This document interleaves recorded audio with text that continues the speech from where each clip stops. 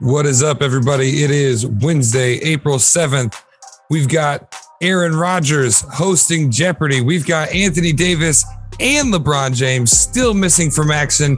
We've got Andre Drummond getting his dream goal and so much more. The Wire starts now.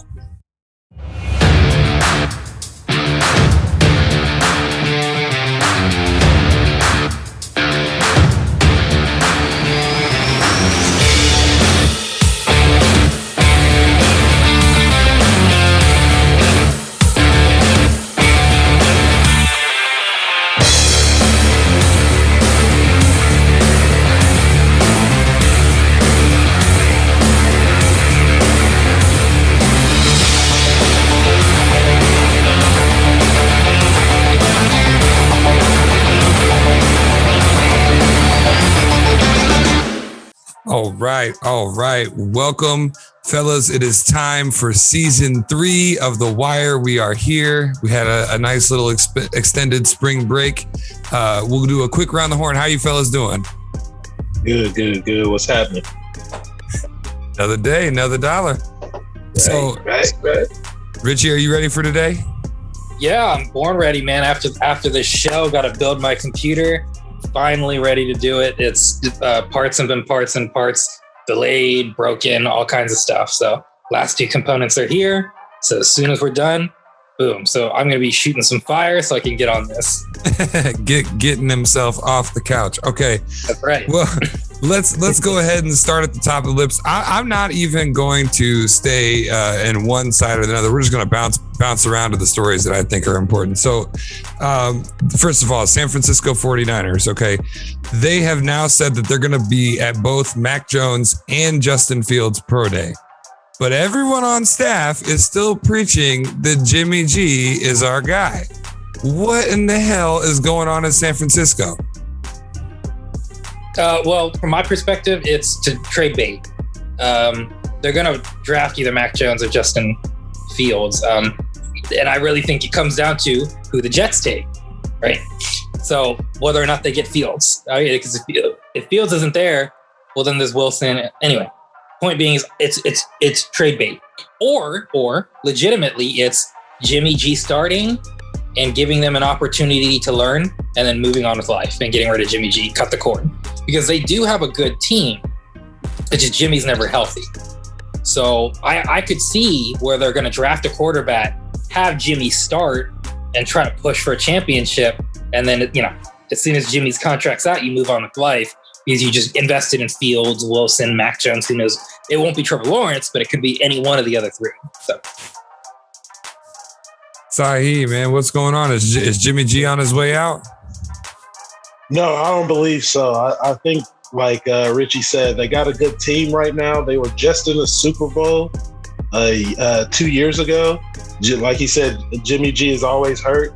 So maybe if he could come back and, get them on the roll, to start maybe week 8, 9, the quarterback that they do draft might get a shot then. Once they learn, see a little.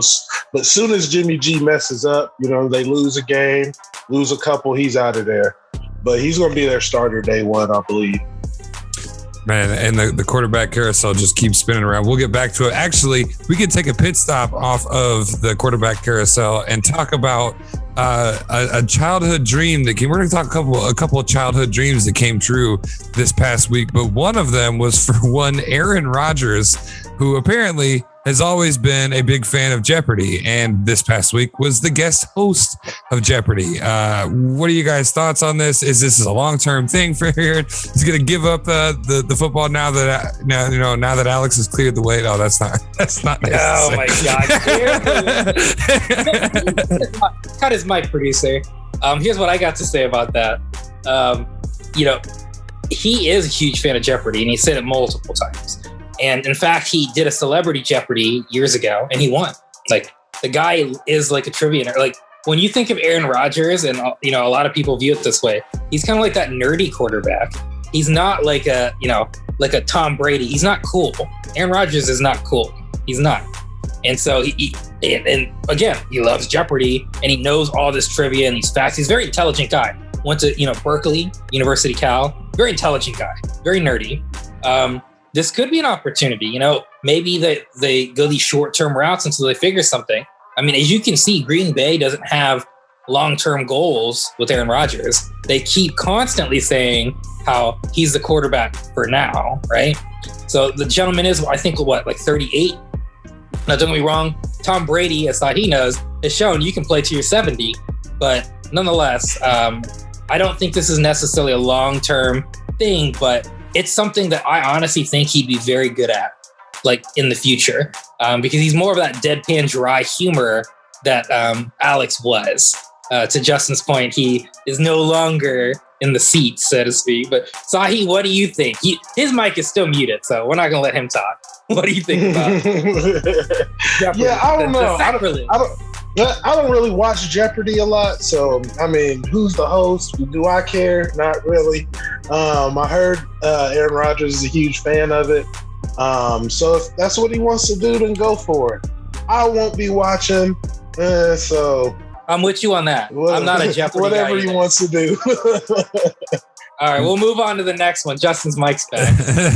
But apologies. I was a huge Alex Trebek fan, and I do like Jeopardy. I don't watch, but I do have one more question before we move on. Oh, sure. Which or both of you guys can beat Aaron Rodgers in a session of Jeopardy? I can't beat him in a session of Jeopardy. And I think I know a lot about a little about a lot. I don't think I could beat Aaron Rodgers in Jeopardy. No way. I think he crushes me. Sahi? It just depends on what the squares are. If it's anything science, that's a good point, Sahi. Math related, but if it's anything about, you know what I'm saying, growing up in the hood. Okay. Oh man, let's move on. Let's turn the table. Okay, so the Giants owner was recently asked, and this is a couple weeks ago, asked if Daniel Jones could lead New York to one, and then in another question, multiple Super Bowls. His response to both, I don't see why not, if we put the right pieces around him. So my question to you guys, is Daniel Jones the key to a future in New York, or do they still have a long way to go? You want me to take this one? I think Daniel Jones is a guy. He's really good. This is what, his second year. When he's in the game, like they have a chance to win, because he can not only do it with his arm, he could do it with his legs. Even though he famously tripped over his own feet on the way into the end zone, he had to get there somehow. He just doesn't fall into the open field like that. He just got a little nervous. You know what I'm saying? He wasn't sure, but I think if he got that opportunity again, he'll run right into the end zone. But he is a guy, but it does depend on the pieces that they put around him. Saquon Barkley has to stay healthy, and they need some receivers. Their defense is awesome. So I think Daniel Jones can get it done in New York. Yeah, I'm with Sahi. Saquon Barkley out in his second year, and we all love Saquon's abilities. I don't want to rank Saquon in terms of like, if I looked at like a piece of paper, I would be like, Saquon Barkley is the best running back. But in terms of production, we can't say anything yet other than he is gifted beyond belief physically. Having said that, when you take that guy out of the equation and your second year guy with nobodies, to kind of the Sahi's point, on the offensive side of things, what can you expect? I don't believe he's Sam Darnold. I believe this guy has potential. To Sahi's point, I believe he's a kid that now it's about mobile quarterbacks who can just extend the pocket and extend plays. And this guy can do that. Like Sahi said, in spades, he's a lot quicker than people give him credit for. I'm not going to say what he can and can't do progression wise, because when you don't have a wide receiver worth a darn, how do you expect him to read the right read? Because sometimes nobody's open. And I feel like that was the case for him. So to the owner's point, I mean, I still don't feel like it's like a huge stamp of approval. Why not? I feel like you would want a little more gusto out of that. But having said that, he's not wrong. Why not? I don't see why not. I mean, oh man. All right. So let's turn the table again, and this will lead us into the break. I think we're gonna cap off the NFL with a little discussion, a little back and forth. I got a big two-parter here. So we'll start with the first part of the question, and then I'll give some background info. But first of all, are we giving Trevor Lawrence the number 1 pick? Yes. Unanimously? If I had the number 1 pick, I wouldn't pick Trevor Lawrence. But all the analysts and everybody says that, yeah, Trevor Lawrence is the guy. So he's the guy. That's who. Okay. Who's got the number 1 pick? That's who they're going to Jaguars. Take. They need Jaguars. They're going to take Trevor Lawrence. But okay. Now, so yeah, I was going to say, so if we take Trevor Lawrence out of the picture, then my question is who goes second? And I've got it narrowed down. You can correct me. You can throw some other names in here between Zach Wilson and Justin Fields. I want to know who you think is going to go second. Let me give you some pros and cons. Justin Fields, a big positive for him. He's a big armed passer with the ability to make all the throws, patient in the pocket, keeps his eyes downfield. And you know, I don't know. Obviously, the pros to Justin Fields kind of speak for themselves. Negative, I don't think he always finds the center fielder, which results in a lot of interceptions. I think he's kind of slow to process and at times slow to pull the trigger. And I think that he might stare down the primary target. So some things to look against Justin Fields in that aspect. As far as Zach Wilson goes, he scores big in all passing metrics. But sometimes numbers don't tell the whole story. Sometimes you just have to be there, watching him throw in person to appreciate what his right arm can do. And obviously, I'm reading at this point, so I'm gonna get off script. Just pass it around to you guys. I think that if you don't know about these two guys, you just got to watch One Day at Sports Center because it's what everyone's talking about. So, let's see who wants to go first. I'll go first. Here's my take. Realistically, these two should be the next logical two, but you might have a Mitchell Trubisky year. You never know who's just going to magically get drafted, or a Tim Tebow year, or a guy gets picked way earlier than you expected. So having said that, again, Mac Jones, for all we know, could leapfrog them. Not saying it'll happen, but you never know. We never know in the NFL who somebody's high on, because at the end of the day, from my opinion and from what I've seen, the interviews within the teams matter a lot to these general managers. Sometimes meeting a man, or a young man in this case, matters more than what's on the tape. And that's happened before. Mitchell Trubisky over Deshaun Watson, for instance.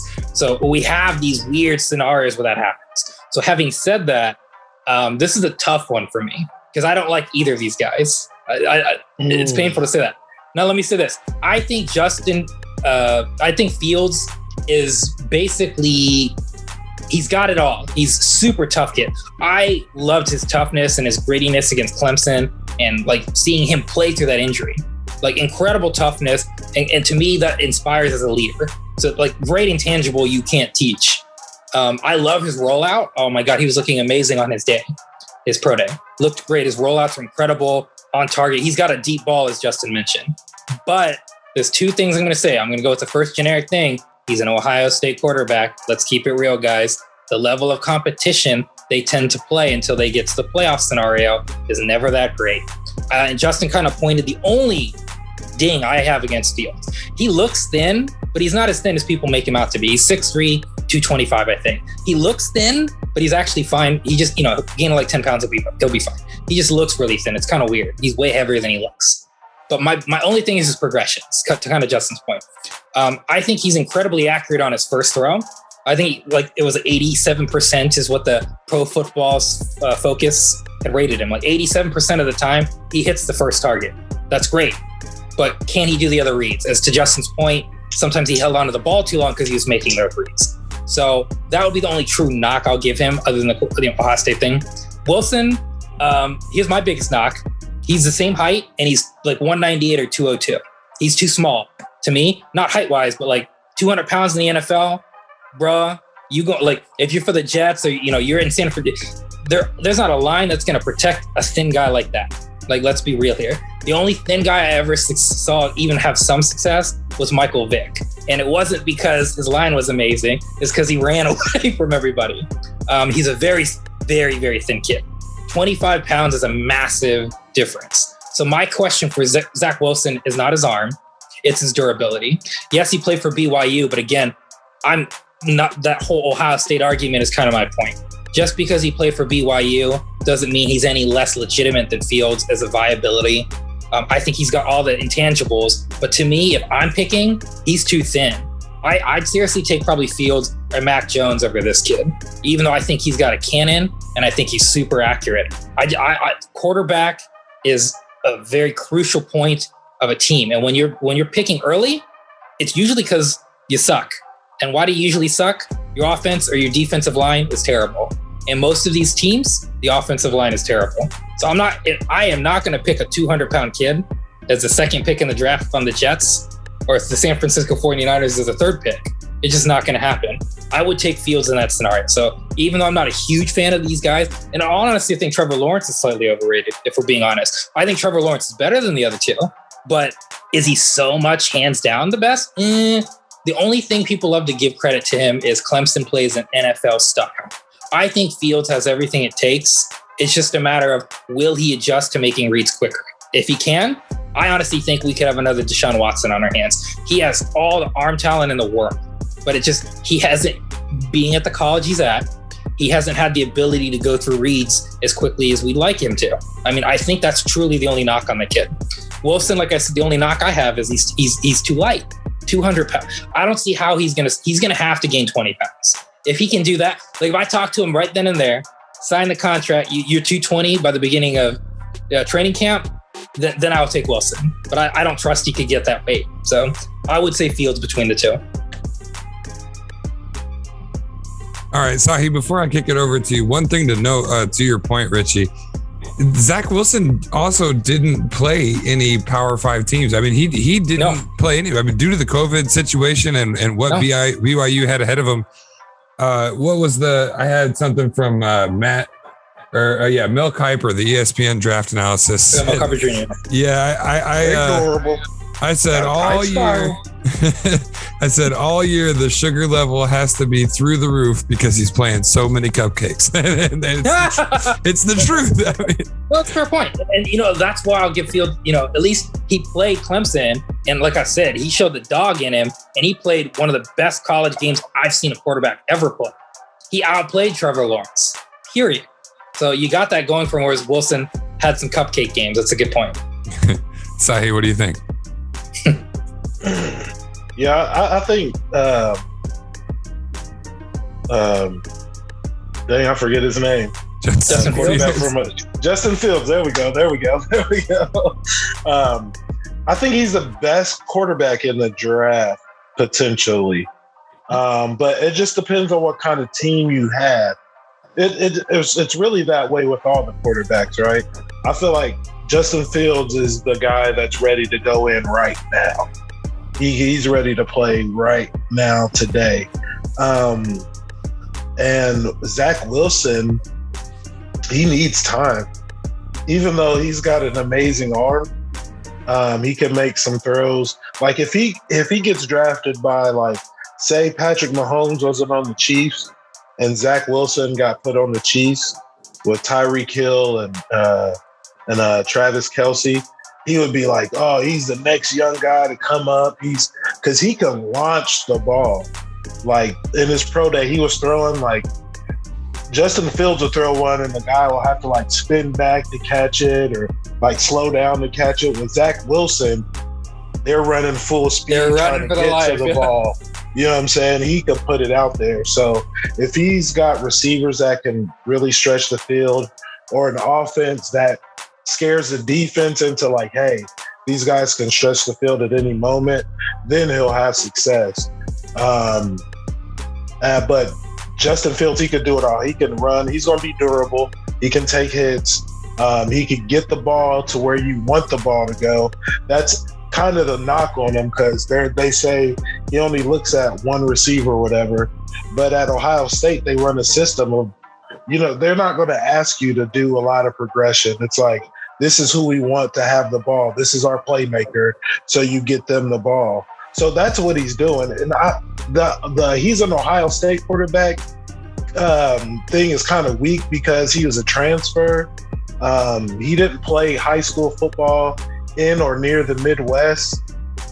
So that he's from the South. I think he started at Georgia, but he got out of there because he wasn't going to get the starting job. From whatever reason. I watched him on that show, QB1, when he was in high school. That kid can make all the throws. And I told my roommate at the time that kid is good. Like, he was in practice dropping dimes to receivers in coverage. Like, he has great accuracy on the ball. So he's the guy that's going to be ready week 1. Trevor Lawrence with the Jaguars is going to struggle for sure. The Jaguars might as well get Justin Fields. You know what I'm saying? Urban Meyer, Ohio State. Get his Ohio State guy. You know what I'm saying? They could do big things, but that's all I got to say. Justin Fields is number 1 in my eyes. Then Mac Jones is number 2 for me. Just from because I heard stories of the way he could grasp an offense and how fast and how intelligent he is, grabbing offense. That will help you a lot in the NFL. The other guys are projects. Like Zach Wilson, I didn't know his size. Durability is going to be a huge factor. So you're totally right on that. And I kind of feel the same way about Trevor Lawrence. He looks kind of on the small side, but I know he's pretty tall, right? He's 6'4". I think he's 6'4", maybe 225 as well. Yeah. So he's similar to Fields, I would say. Yes, yeah. But I don't know. He kind of just the way his body is like structured. He wasn't taking a lot of hits in Clemson, I don't feel like. So let's see what happens when he gets to the league. I could be totally wrong on it. He could be the next Joe Montana, for all I know. Well, yeah, it's hard to say, but all I can say is Fields took some hits, and I really liked how he got up regardless. And cracked ribs and all that, man. He's a tough dude. Yeah. So I'm going to throw a wrench into gears, something new I'm trying out this season, and we're going to stick right here with the same story. We can't lie about it. I wish Marvin was here for this point also, because we know how passionate he is about this. But there has been racial discrimination when it comes to quarterbacks in the draft. Does that change the placement of Justin Fields amongst the other quarterbacks that he's competing right now? Does that dynamic change anything for you guys? To me, in this case, no. I'm going to say no in this case. I don't believe that's always the case, because here's what I will say. I do believe in the media there's been that attempt, because there's people who are lazy. Darren Orlovsky of ESPN, for instance, and you guys can correct me. I don't remember the Ohio State coach's name right now off the top of my head. But anyways, Orlovsky basically said that he's lazy, or he heard through the grapevine that he's lazy. And what do we associate in the media with black quarterbacks? That they're lazy. They're not as smart as their counteract, but they're more athletic and things like that. And so from that perspective, sure. But do I think from the actual team's perspectives, is that the perception? No, not with Fields. I think the Wilson hype is just more so from his pro day, right? Because if we would have rewinded this 6 months ago, the whole time it was always Trevor Lawrence was number 1 because he's at Clemson. And that Fields' only knock was that he was at Ohio State, in my opinion anyways. That's how I felt at the beginning of the year. It was Trevor Lawrence is playing for Clemson. They play a much more refined offense, closer to NFL style than Ohio State. And that it was 1A, 1B, but Trevor was the 1A and Field was the 1B. Now, Wilson coming out of the blue, I always call this the great white hype. There's always some white kid out of the blue, Mitchell Trubisky, where they throw that in. And Justin Fields just happens to be black in this case, to where he's getting into that. Because that happens a lot of the time. Now, I do feel this has happened before, though. For instance, Deshaun Watson dropped to 7th. And I thought that was one of the most absurd things I'd ever seen in my entire life, quite frankly. But I don't believe Justin Fields in this case has happened. But do I think historically, is that a thing? Yes. And like I was saying, in the media, what's been happening recently with Fields is that bias. That Wilson's coming up, so they're trying to give reasons why Fields is going down. And so they don't really know enough, so they start using these lazy anecdotes that we're used to hearing, in my opinion. So that's what I think is starting to happen from the media's perspective. But again, that's more armchair analysts like Dan Orlovsky. You know, you're not hearing Mel Kiper Jr. say that. And as a matter of fact, he refuted that, right? So anyways, do I think it happens a lot? Absolutely. I don't believe in this case that's the case, though. Ryan Day is head coach of the Ohio State Buckeyes. Asahi, did you have a point on that? Yeah, I was going to say John Day. But yeah, it's all just media hype. You know what I'm saying? They got to have something to talk about, have a story. And Dan Orlovsky really didn't. He wasn't the one. He wasn't the one who said that. He just said that he heard that somebody had said. Somebody had said that. So I mean, I that's all it is. Just media hype. And Justin Fields just happened to be the black quarterback in the mix this time. So, you know, I don't take it. Yeah, I mean, I think his arm speaks for itself. I think he is, you know, it would be different if, like, and that's why I think Deshaun was different. Deshaun was the best fucking quarterback. And I'm going to curse. He was the best quarterback, and he was taking sevens. 2 guys passed him. Absolute bullshit. You know, this is different because I don't think Fields was ever considered the best quarterback. That's why I'm like, it's not really the same. Yeah, I mean, unless to your point, he does go way late in the rotation. Then we'll talk about that on the wire. If Justin Fields does not get drafted by like the 8th pick, we're gonna have a conversation for sure. I think he's gonna go second. Still, I think he will go second. Yeah. I think the Jets, they just traded Darnold. Like, they're clearly all in on getting a new guy. And as Sahi said, you can't, with the New York Jets and how bad Darnold played out over 2 years, you can't have a pet project like Wilson. They're going to take Fields. There's no way they're not taking Fields. Yeah. I hope he falls to 32. Bucks get him. He can sit behind the goal. Come on, bro. He's like suspended racism. Let him go. All right. Well, when we come back from the break, we're going to talk about teams who are stacking talent on talent. Get caught smoking weed or something. Oh my gosh! All right. Anybody got last takes on the NFL before we go to break? Okay. Hey, well, The Wire would not be possible without H2G Podcast. Make sure you're checking out H2GPodcast.com for all of our previous episodes, and there's on Monday through Friday at 7 p.m. We're going to go to commercial. When we come back, we're going to talk NBA. You are watching The Wire. I don't know. You give a straight face when you said that. I've been hanging with Sahi for like 15 years. I've had to keep a straight face in madrigal events and weddings.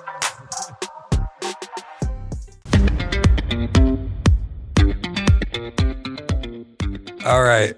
So this is Gary43. He says, I feel like Justin is the reason this country has to put directions on shampoo. Do you even know what you're talking about, bro? No, I don't, Gary fucking 43.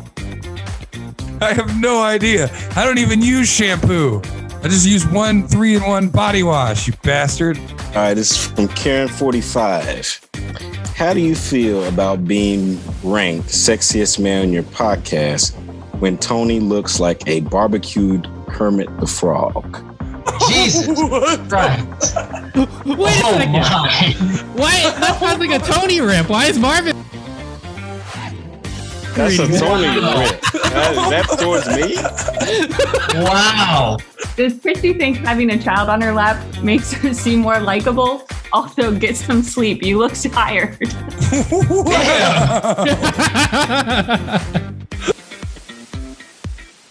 Thanks, Breezy. I'm trying. Adam says, I see ratings must have been down. They recruited someone interesting. Wow. All right. Some burn on the rest of us. Oh, I mean, thank you, Adam. Ashley says, I watch the show a lot and I was wondering, are you all changing the name to RT2M? Richie talks too much. I don't know what to say, Ashley, other than I feel like I talk exactly as much as I should. So fuck you. Yes. Oh boy. Margaret says, is it me or when Tony talks, do you get the feeling he's constipated? Yeah. Well, that face right there doesn't really help you.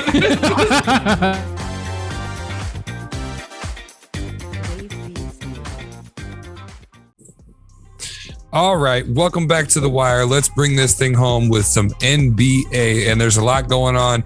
We'll briefly mention how we never talked March Madness, but none of us are really college guys. You don't hear us talk NCAA football until it comes to draft time. So if you think that you want us to cover more collegiate sports, just hit us up in the comments below. We will oblige for you and you and alone. But we are back, and we're going to start talking some basketball. So there's been a lot of injuries this season. There's been a lot of craziness this season. But one thing that is kind of detrimental, it seems, in Los Angeles right now is there is no timetable to report on for Anthony Davis, he's out on a strained right calf, and he's been out for some time. Or LeBron James, who's now been out a few weeks, right, with the high right ankle sprain. Now, they both made the trip this week. But I thought this was pretty interesting. I have a quote from Coach Frank Vogel. He said, "The only certainty that I can give you is that we'll have fans there." He said all this in his video conference before the Lakers dropped to the Clippers on Sunday, 104-86. And we'll talk about the Clippers on a later date. But guys, what's going on in LA, and what do you make of these injuries between King James and Anthony Davis, and if there's even a future without these guys? Well, there's no future without these guys. That's kind of like if the Bulls didn't have Michael Jordan and Scottie Pippen, like we wouldn't have anything. But what I'll say is this: clearly they're injured, and I mean they're injured. LeBron James is playing the best basketball I've seen him play since like 2011. He's injured. You know, he's been craving that MVP, and so for him to not be, missing these games, he's basically out of the MVP running, like genuinely. So now, in my opinion, since that's the case, these guys are like focused, locked down, playoffs, let's get ready. But having said that, you got to win games, guys. So this is tough.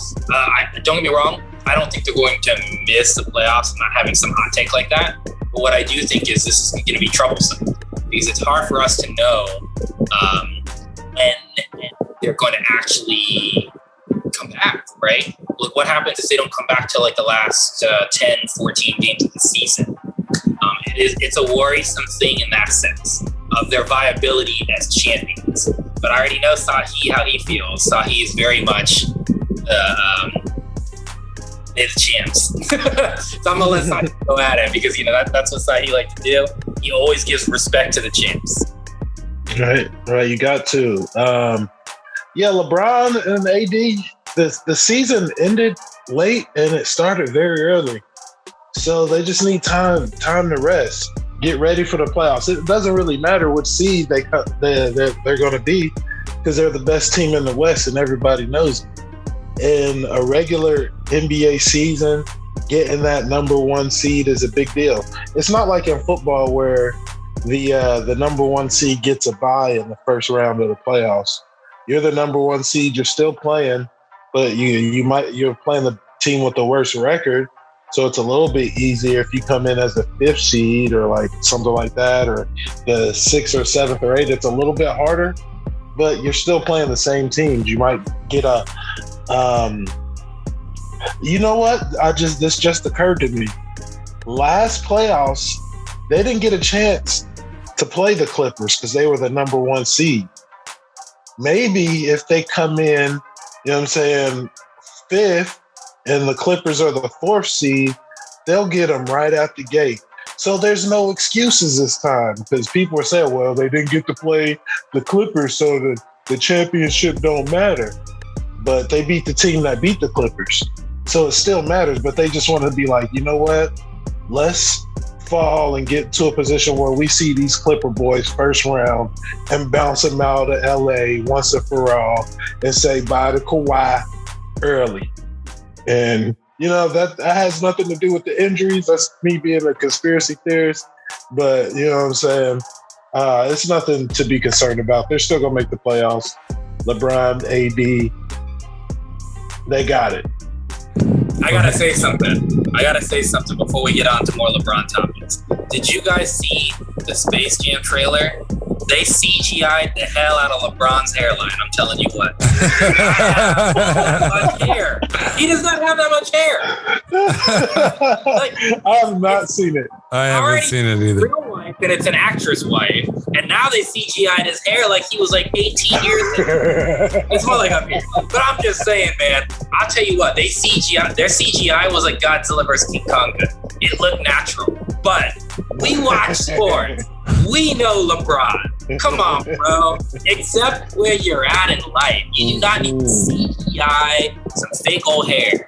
I love you. You're the best player in the league. You're probably the GOAT. Let's be honest. But you do not need to fake. You know what? Michael Jordan was bald, and he was cool with it. Just, like, if your hairline's up here, your hairline's up here. You don't need to CGI it, man. I would usually keep this topic alive and say something to the effect of, not the hairline topic. I'm gonna let the hairline topic go until I see the trailer. Then I'll probably bring it back next week. But I'll let the hairline go like LeBron did. No, I'm just kidding. Anyway, I would normally say, what about the time away from each other and the flow? But if you look at the rest of the West, I mean, we're gonna have to talk about this next week. We don't have it on the card this week, but God, I don't know what's going on in Golden State. Even when they got Steph Curry back, I mean, he put up 5 points the other night, and they still couldn't make it happen. 37 points. 37 points. I mean, it is a bad time to be in Golden State, but we're gonna let it go. We're gonna let it go. I think that you're right, Sahi. If they can come back and be healthy, and if they can meet the Clippers early, the Lakers have a good shot. I'm not going to completely let LeBron go, though, because a pretty cool story happened a couple weeks ago. I know things have changed a little bit since then, but years ago, Andre Drummond tweeted when he was a high school student on his way to UConn that one of his dreams in life was to meet and play with or against #King James. That wish did come true. The Lakers bought out Andre Drummond's Cleveland contract, and he is now an LA Laker. My initial question is, do you guys like the move? But he is now injured, correct, with a foot injury after game 1 with the Lakers. So what are your thoughts in the initial trade and now? I feel like it was good for them. They needed a big presence down in there. I didn't think he would be on the same plan as LeBron and AD and get him out of there so he doesn't have to tire himself out. But you let him work in the offense. But it's going to be big for him come playoff time. They're going to need him. They needed somebody. Those boys in New York are. Before we go to Richie, Sahi, do any injuries really exist? Who knows? I haven't seen the X-ray, right, I'm trying to figure that out. Go ahead, Mr. Phillips. I used to be a huge Andre Drummond fan. I'm not saying I'm not. Let me clarify that statement. I just think if you don't watch the game, you don't really know the players. Andre Drummond is a stat machine. In Cleveland this year, he had multiple 20-plus games and 20-plus rebound games. Having said that, though, Andre Drummond is the type of player that I would call like I want to say this, stat sheet player.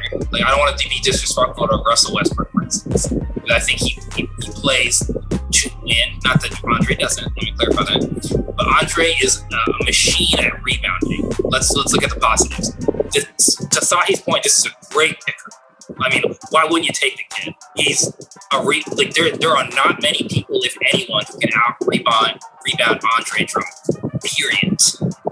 The points are irrelevant, and I mean that, because he's not the type of guy you're gonna run your offense. He scored 20-plus points a game because he played for Detroit and Cleveland, let's be honest. But what he's capable of is he used to be an incredible defender and is the best rebounder in the league, bar none.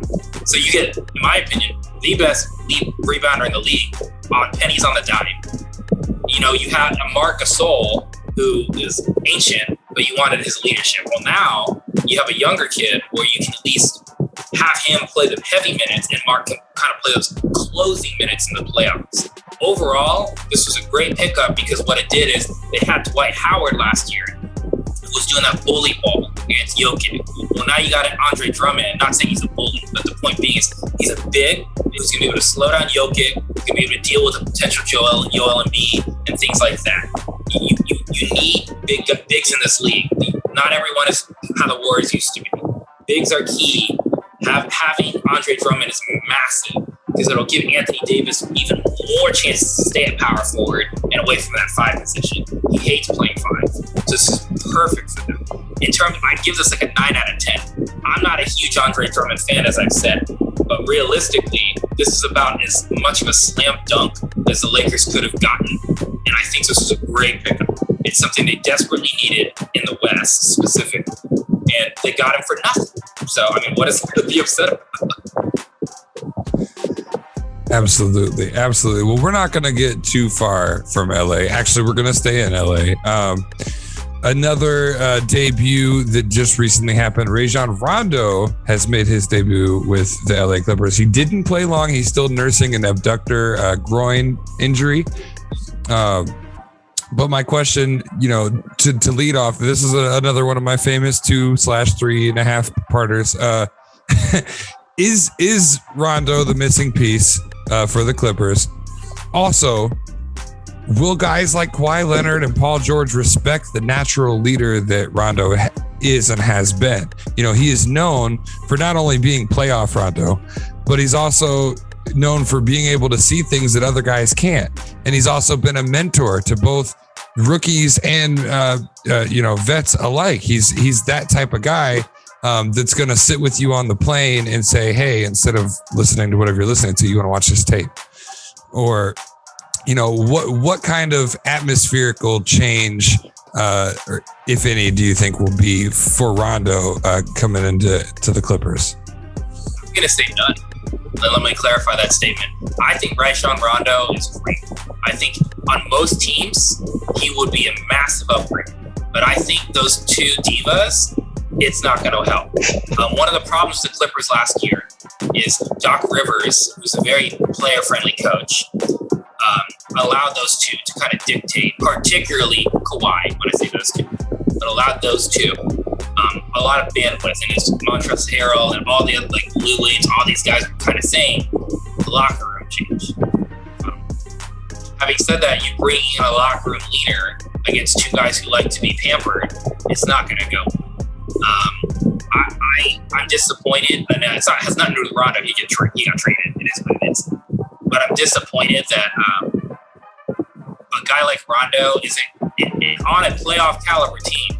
Let's not forget, again, to Sahi's point, they ain't the real champs, and they ain't the team from LA when you really think about it.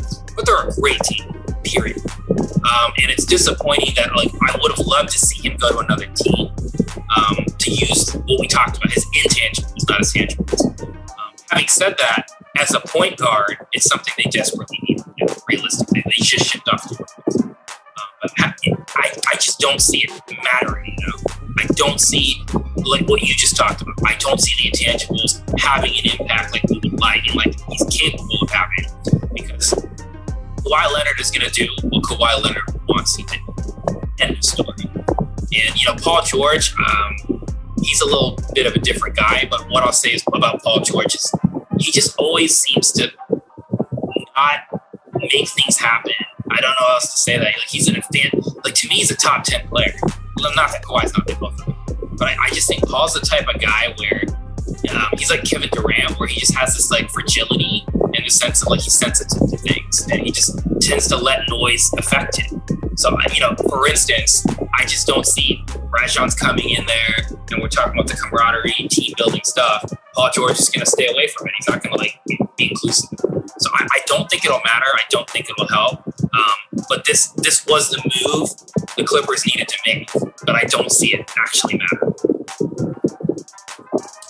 All right, Sahi, what are your thoughts? And do you think, to Richie's point, we got a couple of guys that are going to play the way they want to play. Do you think that there's going to be bad blood, as an additional question, having someone like Rondo who will speak up and say, this is what you should be doing, this is what you need to be doing? Do you see any severe separation happening? I would just say Richie was 100% right. Rondo is a guy that you want on your team. But the only thing with that is Kawhi don't listen to nobody but himself. And he's going to do what Kawhi do. And Paul George, he could be one of the best in the league if he could just get out his own way. He's in his own head. Like, I watched him last year in the playoffs hit a corner three off the side of the backboard. I'm like, this is disappointing. And it's like that every year. It's kind of like for me, it's like the Michigan State effect when they get into the national, the tournament. They're one of the best teams that get into the tournament, but somehow they always get upset by somebody that they should beat. And it's just like so frustrating that I stopped doing my brackets. But anyway, Rondo he's not going to help. They just brought him in here just to be somebody that they can blame as to why they didn't get there, like they did with Doc Rivers. Because Doc Rivers was the guy, he was the coach. And he wasn't the one going 0 for 35 from 3. He was calling the right plays. They were up in a lot of those playoff games last year, double digits and still lost. Like, what?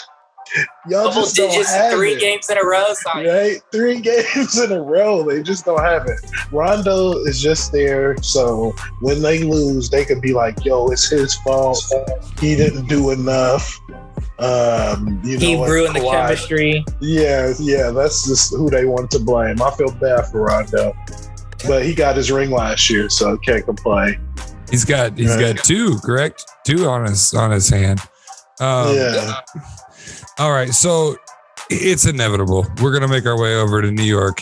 But before we get into the real meat, Sahi, KD has now missed 21 games. He's missed 21 games with this hamstring injury. Is it all bogus? Or is there something? Now, he has said in the media, and of course I'm paraphrasing because I don't find quotes. What the hell? You're lucky you got one earlier. He's mentioned that he feels like he's coming back and he's more so playing it safe, which would kind of lead into your original point, Sahi, that it was all just a ruse. But 21 games is a long time to be without a very integral part, at least for most of the season of your team. Yeah. Well, 21 games, or he missed a year last year. So, I mean, with a serious Achilles injury, and it's hard to come back from those. So, any kind of leg injury from here on out, he's gonna, shut it down and take extra precaution, especially when the regular season doesn't mean anything, and you're in the Eastern Conference, like. Who's going to stop you? You got James Harden, Kyrie Irving and the whole Monstar gang. Like, they're just setting up for the finals, and that's it. And they have to have Kevin Durant in the playoffs healthy to make it there. So they're just biding their time until playoff time comes. Richie, any thoughts on KD and his injury? Well, to Sahi's point, what he said, I think this is just not an overreaction, but a precaution that after that Achilles, you got James Harden, you got Kyrie Irving. You've been blessed that they traded for James Harden. If James wasn't there, would he still be sitting 21 games? I don't know. But what I will say also is I'd love to miss like 2 months worth of work. Wouldn't you guys? Wouldn't that be nice? Yeah, absolutely. And still get paid? Millions of dollars. It does get kind of boring. I was off 6 months from work getting paid. Yeah. But no, it does. kind of boring. I'll take 6 months off to play Xbox for like 13 minutes. Start a podcast or two. I'll do that. There's stuff you can do. Right, Thank you, sure. Brooklyn. Okay, all right. So let's get into the meat of Brooklyn, because you mentioned two of the team members that Kevin Durant does have playing in this place, but that has grown since we last saw each other. And where's it at on my sheet here? Okay, they now have LaMarcus Aldridge. He's a 7-time All-Star, and Blake Griffin added to the team. To Sahi's point, the Monstars, without the hairline CGI. Are these now with the seasons that these two have had in the past, and with the big stars that we already have on? My first question for you is: are these additions really anything to write home about, or are they just kind of playing it to the media? Or what are your thoughts on this edition specifically? And then we'll get into the back half of the question. I don't think they matter. I think it's overhyped. Don't get me wrong. When Blake Griffin first got traded to Detroit, he improved his shot tremendously, and he stopped relying on his athleticism. And as a matter of fact, last year when he was in Detroit, he didn't even do a single dunk. It was very weird. And then his first game back, he dunked at Brooklyn, so everyone is joking. He fleeced Detroit. Having said that, Blake Griffin has never been a shutdown defender. Blake Griffin is not a sniper, so he's not a 3-and-D guy. And he's going to come off the bench. Now, LaMarcus Aldridge might have some use. And when I say that, what are we talking about? We're talking about the East. We're talking about Joel Embiid. We're talking about having to deal with Middleton and Giannis. So having another big body, particularly when you already shipped off your future into Cleveland so you could get Harden, they needed to getting LaMarcus, I think, has value, like we talked about with Drummond. You need a big body to throw at people. And I do think LaMarcus, if he plays with 50% of what he used to be, it has value for them. Sure. But Blake Griffin, whatever. I mean, I'm just being honest. Like, if this is Blake Griffin even like 10 years ago where he was a dunking phenom and he was averaging like 24 points a game, I'd still be like, because they already have sharpshooters. And if he's not going to be driving and dunking, then what does he offer realistically? Having said that, yeah, it's kind of funny, the retirement home, the Monstars, whatever you want to call them at this point. This feels very reminiscent of Golden State when Golden State was starting to get hot. A lot of people were coming on the cheap. So yeah, it's pretty interesting. But I'll let Sahi speak and then we'll go to the latter half, because I think ultimately, how will they work together is the better question. So yeah, it's just all about star power. Selling tickets, jerseys, getting people excited about the Brooklyn Nets. Because when was the last time the Brooklyn Nets been any good? So you got to get the hype, you got to get it rolling, and you got to get it rolling fast. Signing Blake Griffin is the big name, even though to Richie's point, he's never been a great defender or a sharpshooter or just like an all-around guy you were scared of. Like, as far as like taking over a basketball game, yeah, he can dunk and he can make great highlights in his prime. That's what he was known for, but he was never like your number one or number two, like main option. But he was a star attraction, so that's going to bring the hype. LaMarcus Aldridge, like if he can do half of the stuff that he can do, like at an okay pace, just kind of hold the fort down, it'll be all right. He's another big name, so that's all it is. Star power. Well,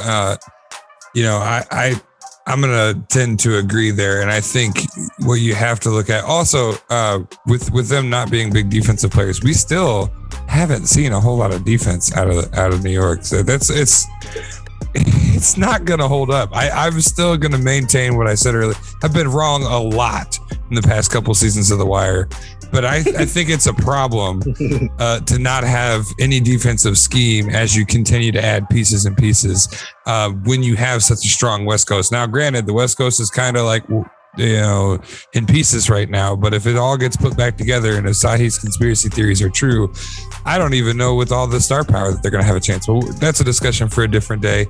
My last question about this, with all of these pieces, and let's say Kevin Durant comes off of the injury and he's ready to play and we're moving into the playoffs, what does Kevin Nash do for front court rotation? Or Steve Nash. Kevin Nash is my favorite wrestler. Steve, what does Steve Nash do for front court rotation? I mean, who do you put up there? What are your guys' thoughts? I mean,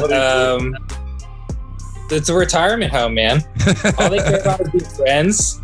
So I think like what we just discussed, Griffin and Aldridge are coming off the bench, and you're going to have the big three, realistically, right? And you're going to get your shallow minutes from DeAndre Jordan. But outside of, his 8 minutes where he starts, and then they'll probably throw in LaMarcus, and it'll be a back and forth. I don't really see this, again, I don't think this really adds depth. And I like Sahi saying star power. I don't think it changes anything really. Right now, we don't even know what they're going to look like, as to your point, because KD's out. But having said that, what do I expect? I expect James Harden as a point guard, Kyrie Irving as a shooting guard, Kevin Durant as a small forward, and them allowing 130 points a game and them having to score 140. That's what I expect to happen. And I don't think the lineup will change. I don't think it can change. And to your point, we already said it from Kevin or Steve Nash. He never played defense. He doesn't have a scheme to play defense. D'Antoni's his assistant coach. He never coached defense. He doesn't even know what the word means. So I don't think any rotation will change what's going to happen. And what's going to happen is you got Kyrie Irving, who I think is probably the best ball handler I've ever seen, period. I've never seen a guy dance with the ball like he can. It's incredible. His skills are, in my opinion, he's the most skilled basketball player on the planet right now in terms of maneuvering with the ball and being able to score at will, and nobody can do anything because they don't know where he's going. Then you got James Harden, scoring phenom, like different type of scoring, but scoring phenom. And you got Kevin Durant, best pure shooter outside of Steph Curry. You got so many offensive pieces, and you're just gonna have to all in on that basket. And I think we're all on the same page where we say defense. Your offense does matter, but your defense has to be hold up. There's that the breaking limit. When the Charlotte Hornets can score 156 points on you, I don't have that much faith in you. Particularly when you're competing against the Milwaukee Bucks, who are the number one defense in the league. And 4 of the 5 of them are 7 foot. Now, again, does that mean they'll beat them? No, I'm not saying that necessarily. But what I am saying is they're going to have to deal with it. They're going to have to deal with a Joel Embiid who's playing at an MVP level, averaging 30 points, scoring 44 points in 32 minutes. Like these are problems they're going to have. And that's where I'd like to see if Steve Nash is capable. Because to give you another example, we talked about the Golden State Warriors earlier, and where are they? Well, where they are is where Steve Kerr has coached them, which is he's not a good coach. And I mean that. And I feel Steve Nash is going to emulate Steve Kerr. He's got these 3 great players. They're going to do what they're going to do, and they're not being coached. And at the end of the day, I don't think any rotation or big star power attraction is changing the root cause of this problem for this team. And it is not about rotations. I apologize for the tangent. It is solely about they're letting people score 150 points a fucking game. And those 3 guys can't score 50 points each. I'm sorry. Not consistent. And Blake Griffin's 90 years old, and basically so is LaMarcus Aldridge. So, and we already know DeAndre Jordan could never score even in his prime. So DeAndre Jordan and Blake Griffin 20 years ago, I might have been like a little excited when they were in the Clippers, but not on the Nets. Like, man, they can't even jump anymore. I still like the Nets because they're so fun to watch, but that's not mean winning basketball. And I don't think any rotation or any random piece of the pie will affect that. Like with the Lakers, to Sahi's point of what we talked about earlier, you have a piece in Andre Drummond who is not a focal point, but has a role. When I see Blake Griffin and I see LaMarcus Aldridge, I really don't see a role. Aldridge could, like I said, fill minutes for that aging DeAndre Jordan, but it's not a role. What is he there to do? He's not there to play defense. Nobody is. And he can't score. Something to keep in your pocket, Richie, that we didn't get it into the queue this week, but Drew Holiday just signed a massive whopper of a contract to the Bucks, like $40 million a year for 4 years. So Holiday, Middleton, and Giannis Antetokounmpo, long term. Another big three for the next 4 years. Sahi, what are your thoughts on that front court rotation and how it's going to be working. What does Steve Nash do? He just got to hope that they don't have a bad shooting night, especially if they get to a game 7. You know what I'm saying? And it's win or shut up. That's what he's got to hope on, because they're not going to have great defense, but they have the potential to have the best offense. So he's just got to plug and play and pray that the shots go in. And that's just the Brooklyn Nets. Absolutely. All right. Well, I like to throw a little wild card at you at the end. And since I had my Freudian slip and said Kevin Nash, we're not going to talk again before another major sports industry has their main event for the year. WrestleMania is next weekend. We're not going to go down the whole card. We're just going to talk the main card, the Universal Championship. I want to know between now, who do we got? We've got Roman Reigns. Versus Edge versus Daniel Bryan. 3 pretty incredible wrestlers. Who do you guys have as the new Universal Champion? Who do I have or who do I want? That's 2 different things. We'll go with both. Okay, I'll do this very quickly. I want Daniel Bryan to win. I don't think he will win. I think he's going to eat the pin for Edge. They've established Roman Reigns as a tremendous heel. Roman has, in my opinion, proved all these years when the fans were sick of him, and it's the John Cena effect is what I like to call it, where the fans are contrarian and they don't like someone because the company's backing them. Well, Roman has proven time in and time out that he's a fantastic wrestler, and he's the big dog, as they joke about. He is the big dog. And finally letting him be heel, we have seen what we've always wanted out of him. This cocky, arrogant, I am the best, and he's done a fantastic job as the head of the table. So Edge coming back after neck fusion surgery, 8 years or whatever, and he's come back as heel. He was a face and now he's a bad guy, and that's what everyone wanted. So you're not going to have a guy come out of neck retirement, main event WrestleMania, win the Rumble to have him lose. I'm sorry, that's just not going to happen. So I think he's going to win. They're not going to have Roman eat the pin because Roman, they've been building him so much. And Daniel Bryan's the type of guy who transcends wins and losses. So I do believe he'll eat the pin, even though I love that they've thrown Daniel Bryan in there, and that Daniel Bryan would have beat Roman in their last match. It's a really good drama. It's one of the best storylines I've seen in years for them.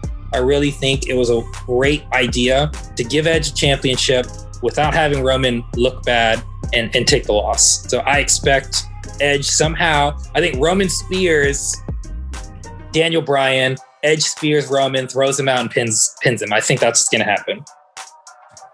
Just quick, and I haven't been caught up. I'm catching up this week just to watch WrestleMania, of course. Typical one time a year fan. But they would, if they give it to Edge, be sitting someone who came off a neck retirement. Daniel Bryan. Sahi, yeah. I don't know how long it's been since you've caught any WWE, but you got Roman Reigns versus Edge versus Daniel Bryan for the Universal Championship. What do you think? Oh man, I'm taking a wild guess. Roman Reigns. I've heard that name before. It sounds like that's a championship name, Roman Reigns. He's on championship family. Control W. He's been the champ. Yeah, so I feel 10 months. Yeah, to beat a champ, and you got to beat the champ, and nobody's gonna beat Roman Reigns. 6'5", 280, big boy. Yeah. Mm-hmm. Well, I'm excited to dive back in. I'm gonna say that you're probably right with Edge, and I think just because I know outside of the storylines and everything that he really had an emotional go at it, and I've seen documentaries where he struggled with going from 70,000 people cheering your name every night to sitting at home doing nothing because you're out with a neck injury. So I think that the story itself is enough to put him in the championship, and it'll be beautiful, I'm sure. And it'll probably just go to some random person, knowing the WWE. Captain Insano comes back. He's not going to show no mercy. Santino Marella sneaks in and becomes the fourth. No. All right. Well, I appreciate you guys humoring my little WWE at the end. This has been The Wire. I am so happy that we're back, and I am just to thank you guys for being here with me. We're going to be back next Wednesday. We're here every Wednesday at 8 p.m. Eastern Standard Time. You can do the math on the rest of the time zones. H2G Podcast. Make sure you check them out. Monday through Friday, 7 p.m. Eastern Standard Time. You can find all this at h2gpodcast.com. You can search H2G Podcast on Spotify, Facebook, YouTube. Until next week, my friends, stay classy.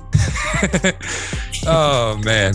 I really need to watch wrestling if I'm going to even pay for it. Yeah, you need to catch up on, honestly.